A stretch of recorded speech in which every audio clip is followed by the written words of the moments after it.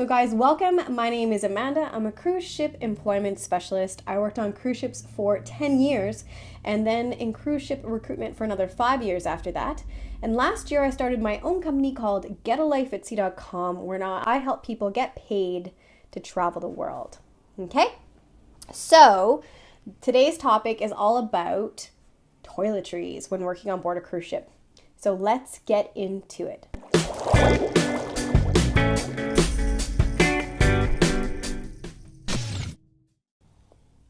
So number one, this would be for the ladies or guys too, whatever you're into, but shaving. So what I recommend when you're working on board, because your shower will be quite small, like literally, like you'll just fit into it. Even, yeah, they're not made for big people, trust me.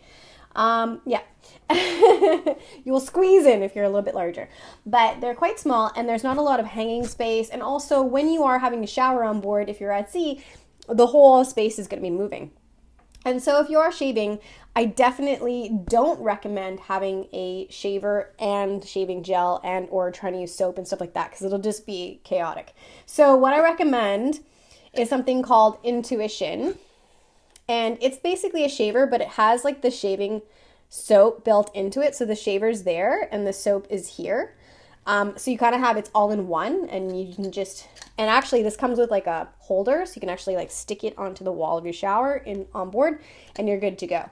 And that way you're not fumbling with stuff and while you're moving all around and potentially falling out of your shower and onto the toilet, which is right beside the shower.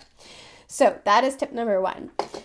Tip number two is any like electrical stuff that you're going to need for, doing yourself up. So things like a hair straightener or a blow dryer, or for the guys, like an electric shaver.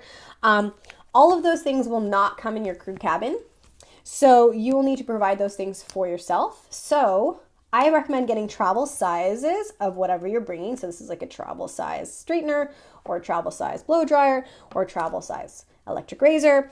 But just keep in mind, again, you'll see this is an American plug. Some cruise ships will not have American plugs for you to be able to utilize with your American stuff, let's say. So always make sure, I think I said on one of my last videos, make sure you bring a universal adapter, but also more importantly, when you get on board, when you sign on, during your first week on board, there will be a day where new joiners need to bring their electrical devices down to usually the electrical officer's office and have them tested to make sure that they are safe to be used on board. And I highly recommend that you do this, because what will happen is when it gets tested, you'll get a special sticker on it, which means that when they do crew cabin checks and inspections every week, that if you have something lying out that's electrical, that you'll pass. Because if you forget or don't get your electrical stuff tested that first week on board and an officer sees it during cabin inspection and it doesn't have a sticker, it could be taken away from you and you could get written up. So, side note. And then lastly, this is kind of for everyone, travel sizes of shampoo, conditioner, what have you. Because a lot of people, their first contract will go and buy all the toiletries they think they need for a whole 6 months, which just don't do that, because you are going to have a limited amount of luggage and weight that you're going to be allowed to bring with you. And you are going to be able to get off the ship. Maybe not that first week because it might be kind of hectic, but definitely the second week or at least the third week, you're going to be able to pop off at least for a few hours. So all you really need to bring with you is travel sizes of stuff to start with, because you'll be able to go to a store ashore and buy larger volumes if you need it. And there also is often a crew store on board that you can purchase things as well.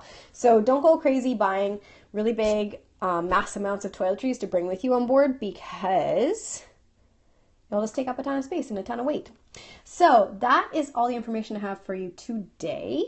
I hope this information was valuable to you. Be sure to check out my website at getalifeatsea.com, and also make sure you take my free quiz, Are You Ready for a Life on Board? You can take that at getalifeatsea.com/cruise ship quiz. It'll tell you in 30 seconds or less if a life at sea is for you. And be sure to follow me on all my other social media platforms. There's some great videos on YouTube. I'm also on Facebook, Twitter, Instagram, Google+, LinkedIn, everywhere. Just search me under Get a Life at Sea. So thanks so much, guys, and we will see you next time.